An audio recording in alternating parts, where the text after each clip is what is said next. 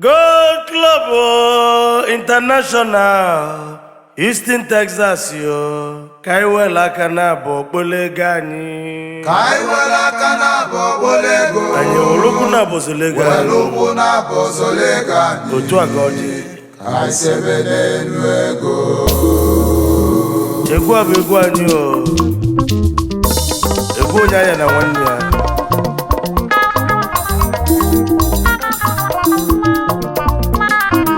ONYEOMA TOCHUKWU abatagono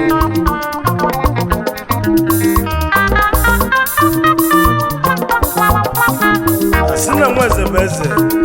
nkwa amala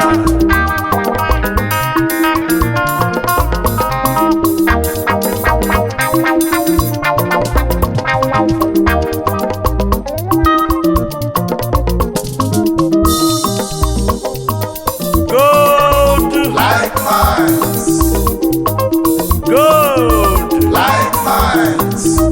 like mines. gold.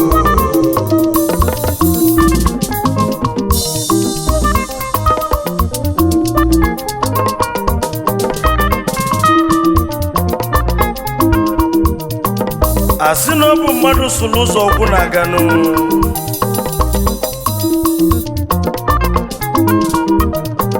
maka na ọ bụ aka mele azụ mgbakọrọ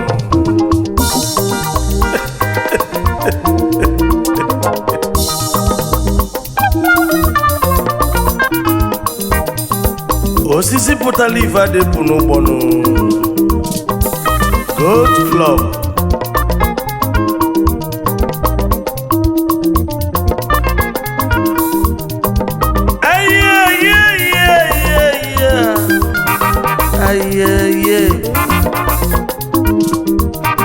ONYEOMA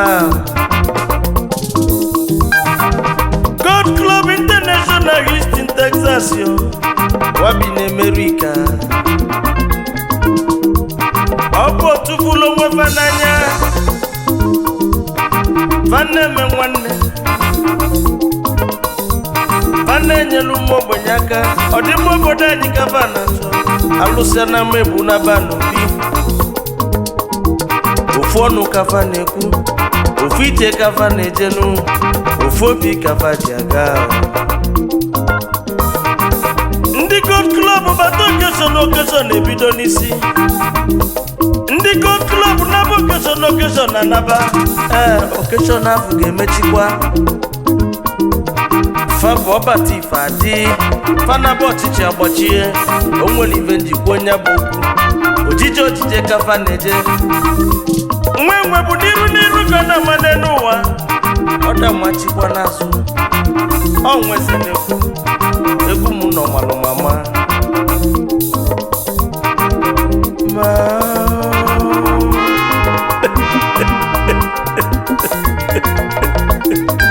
ka anyị were aka na-abọkwala ego anyị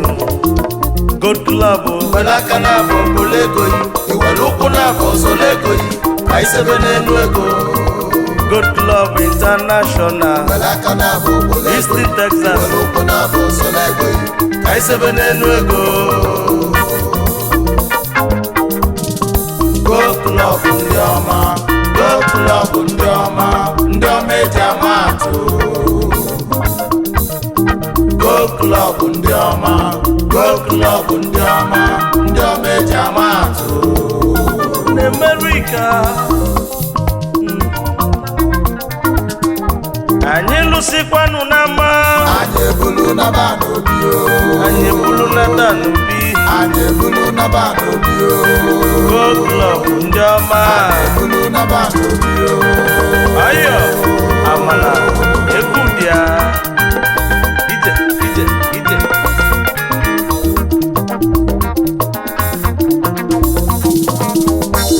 anyị ekenebezi ndị enyi bilinu Gold Club amakanụ dị n'ife anyị ga-agbanụ ụzọ ebiganụ President Gold Club abatazienụ onye na-ekwu nwe ife ọ na-eme gwazizi ekwe mgbaji ji meziola ndebuji ife na-eme doro ya anya nna be enyi na mkpọ Gwaziza ekwe mgbaji Gwaziza ekwe mgbaji Gwaziza na nna bụ enyi na mbọ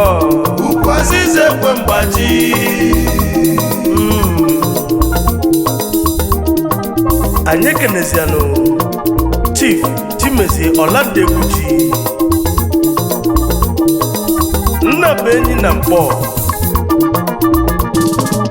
ukwu azize ekwe mgbaji ukwu azize Abano Executive President Gold Club International Houston, Texas Ojialata Agwọrịa omeburu onye ọ na-afịala alụ one of Igbo land asị na nnukwu mmadụ adịrọ fecha wele aka na-abụ okpolo ego iwele ụkwụ na-abụ ọsọla ego ka isebe n'elu ego Vice President abatazienu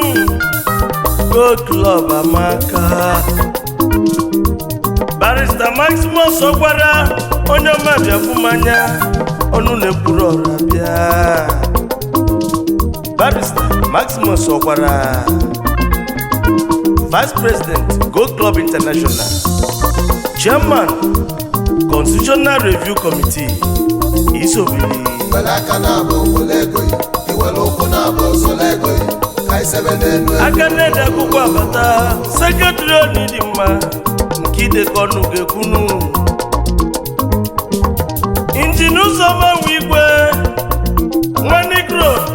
aka na-ede akwụkwọ edebe ego Injinia Uzoma Nwigwe Nwanigro Secretary General and Chairman Website Committee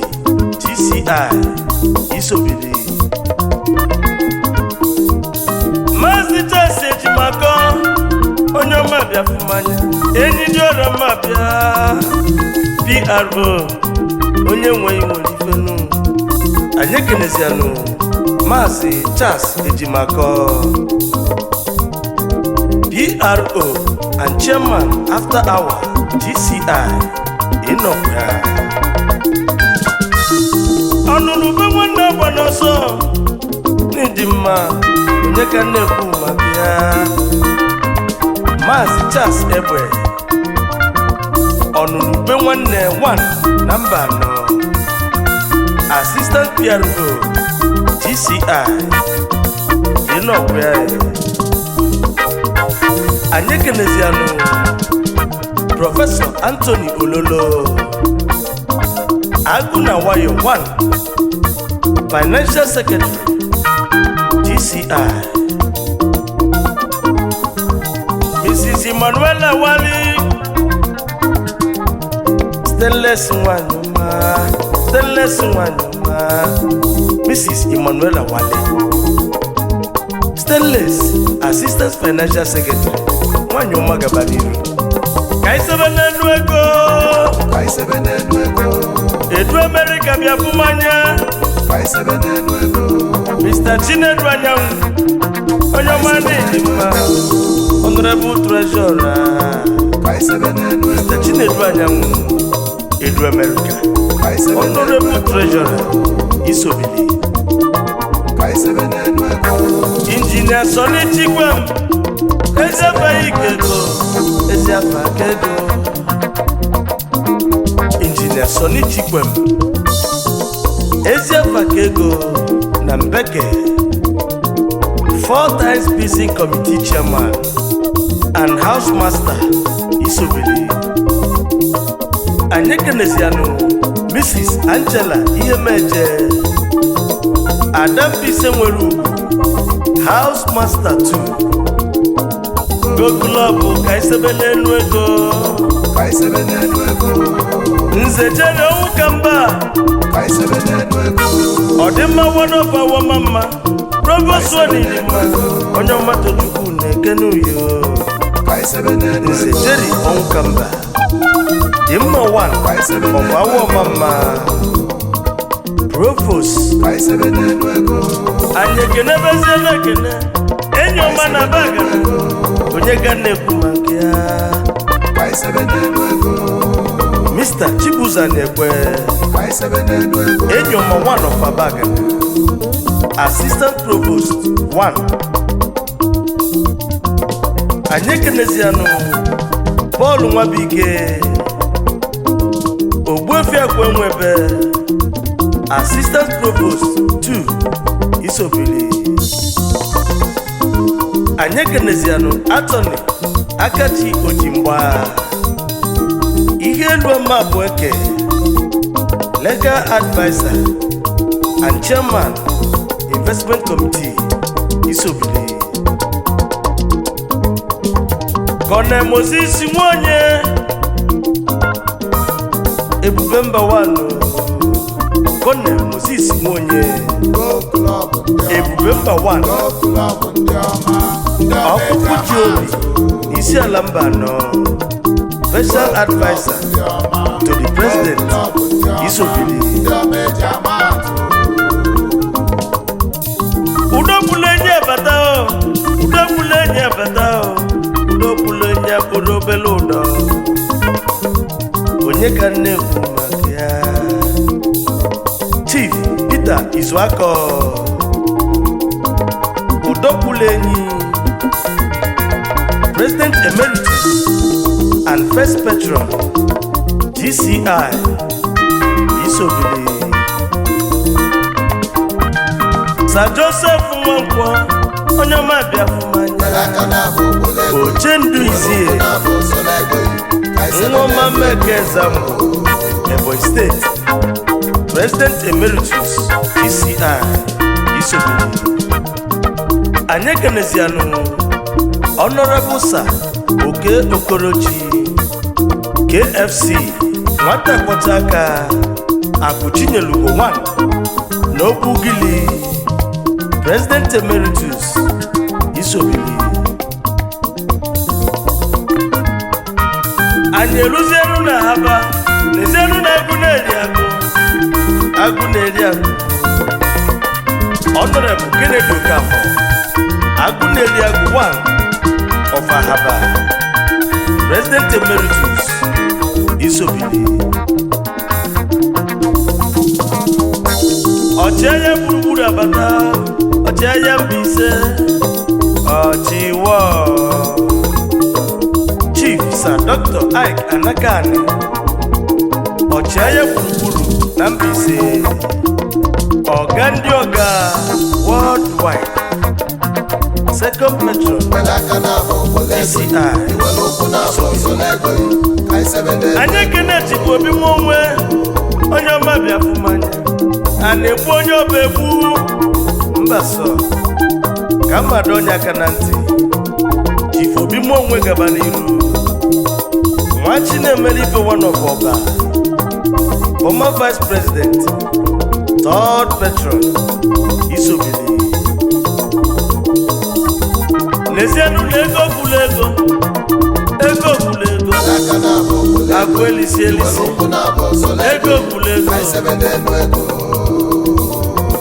ego gwụlụ ego Chief Anthony Mmụọ ego gwụlụ ego 1 founding first Vice President and Patron nominee Inokwa Go Club ka isebe n'enu ego Chief Tadu Sokoro Onyoma ọkụ mmiri na-eme ụra na-ehime mmanụ ọya adịlịghị mma. Chief Tadu Sokoro ọkụ mmiri na-eme ụra na-ehime mmanụ Chairman Board of Trustees Isobili. Apịtị odogwu bịa mba na apịtị ka isebe n'enu ego onye ga na-ekwu maka ya ezi oyi m bịa High Chief Francis Iwuno Apịtị odogwu 1 former Vice President Secretary to the Board GCI. Bonde Apịtị odogwu Apịtị Malaka na Bokolego Igwe Tobias Chuks abatazianụ Igwe amụlamụ Malaka na Bokolego Member Board of Trustees Inokwa Malaka na Bokolego Sir Silver Uchofo Ome nwanne omenwanne Sasiva Uchofo omenwanne n'Ọkwụdo Ancient Kingdom member Board of Trustee Isobili Nezianunu Nze Achọ Iwu Ndo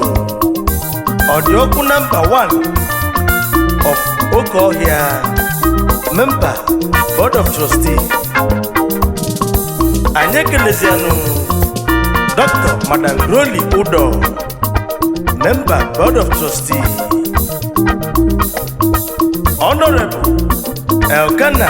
Debebe GCI member from Cameroon member Board of Trustee ewo Go club amaganu ụfọdụ ka ofije ka na-ejenu na ya ndo n'ọganihu Go club sawa ije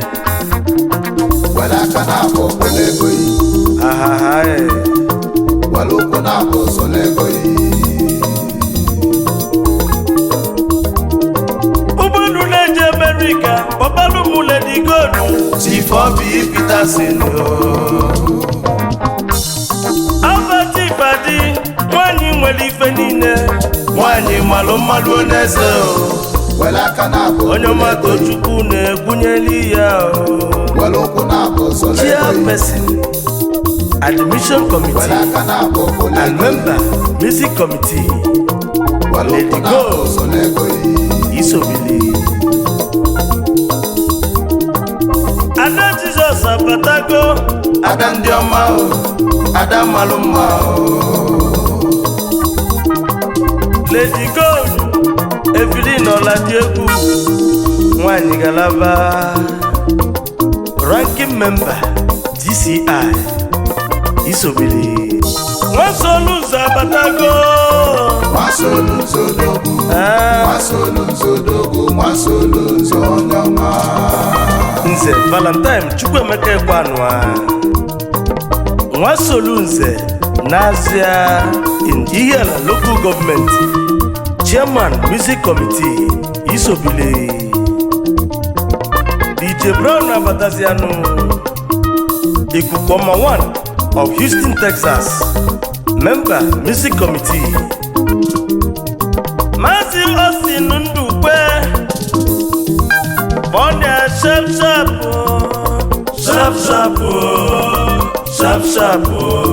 wala kana ko Mazi Austin Ndukwe sharp Chairman Disciplinary Committee and member Music Committee Isobili Ekenelu Masonore Bundubisi Chris Azwiko ONYEOMA de no sobilizienu ONYEOMA n'ịdị mma obi nwanne Mazi Honorable Ndubisi Chris Azwike obi nwanne 1 of a member no Inokwa Chief Raymond AC Okonkwo Isiehi Traditional Prime Minister Eza Lowere Ezike Community Ehi member no Isobili Akebucho wabia fumanya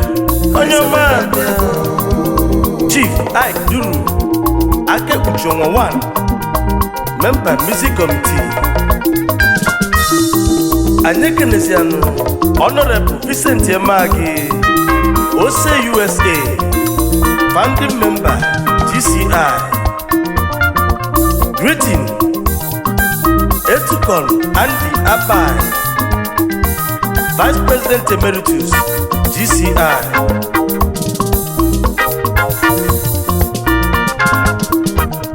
Ejimoni Chadabia ONYEOMA bia fumanya Wachinemelu Anyekenesianu Prince Mike one of the Ejimoni Chado Wachinemelu 1 of Aba Isobili Anyekenesianu Honorable Nnamdi Ayuno Onowu na Texas ranking member TCI Inokwe Ubaka one of Isiama Onyoma High Chief Sigini of Ubaka one of Isiama ranking member TCI Dr. Raymond Ibabata Nidima Ojufa Kekengu Nwadile Isobili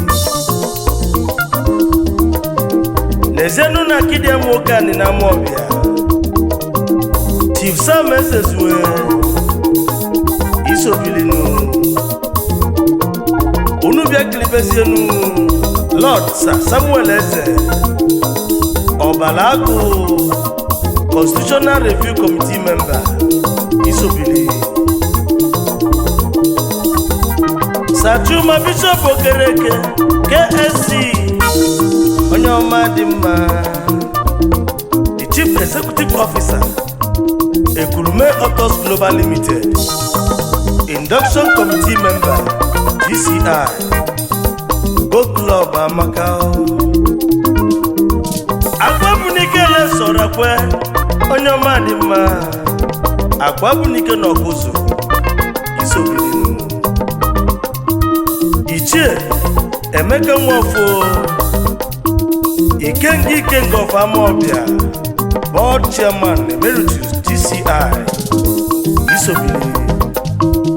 Enyekeneziano Nze Dr. Martin Nkamibo Ezonyima 1 of Okija Chairman Benefit Committee Isobili Olakana Boboleguno Olukuna Bozoleguno Kaisebenenuego Lolo Linda Bazie Nwanweru Wanyoma Anyekeneziano Cabinet High Chief Celestine Iwundo Ikukundu 1 of him Traditional Rural Member Umweza Lesson Kingdom Isobili Dr. Chiki Wundu Ezigbo Mwisi Alamba no Active Member TCI Neziano Nubeni Iwura the CEO Compass Realms and Associate CEO Financial Group Inc. Member Investment Committee GCI Mr. Emeka Nakwe Akuna na Nimo End of the year committee member Isobili Ugochukwu Anyenebechi Esquire Treasurer Isobili Greetings to Mandy Nhuahu the service of Benin the second About to be Ise Member Benefit Committee and Member Investment Committee GCI Neziano Nubekto Mrs. Chinyere Ago Akala Kemwe Ficha Adadi Orama Member Benefit and Election Committee Isobili Wanyoma Chief Princess Sonny Zibo Onyoma Dimma Otokolo Wawa Ezimwasi Agbobu Ibolezi Agbo Local Government Westasa Nwata Maruni 1 Obenugugu N'Umunri Onyoma Biao Nse Donatu Sokafu Nwata Maruni 1 Obenugugu N'Umunri Inokwe Unudekri Besienu Traditional Lolo Ifiduru Adedio number 1 Obawo Mama Imo State Go Club Amaka Go Club Amaka Mr. Benike aka onye wetara member Constitutional Review member and member Election Committee isobili anyị ekene sa member mmegwa Ezinwa Singobal Local Government member Admission Committee Professor Victor Bon ranking member Go Club International Professor Victor Bon Chief Alhaji Adiwale Taiwo Wajobo 1 of Ijabuland Managing Director Mary Ring Ice Cream Nze Pascal Kemakonam Ogbawaluzo 1 of Umuakaliku Emekuku Adamazi Nwanyoma Ifeoma Nebu Nwanyoma bịa Achalugo Nwanyị member GCI Adamazi Ifeoma Nebu Nezenunu Sakinsi Lokeke onye ụmụnri njikọka local government Anambra State isobili God Club ndị ọma ibunu na-emerika Sunday Owenye anyị wala kana banye kolegonu anyị welukwu na bosolege anyị nu anyị sebe n'enu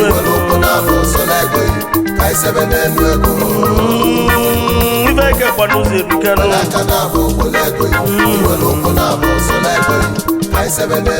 anyị mekata nyoyolia n'ebunu ka anyị sebe n'enu ego go club ka anyị sebe n'enu ego ka anyị sebe n'enu ego go club ka anyị sebe n'enu ego ka anyị sebe n'enu ego ka anyị sebe n'enu ego anyị ewela aka na-abụ ọgbọlego ka anyị sebe n'enu ego anyị ewere ụkwụ na-abụ ọzọ lego anyị ka anyị sebe n'enu ego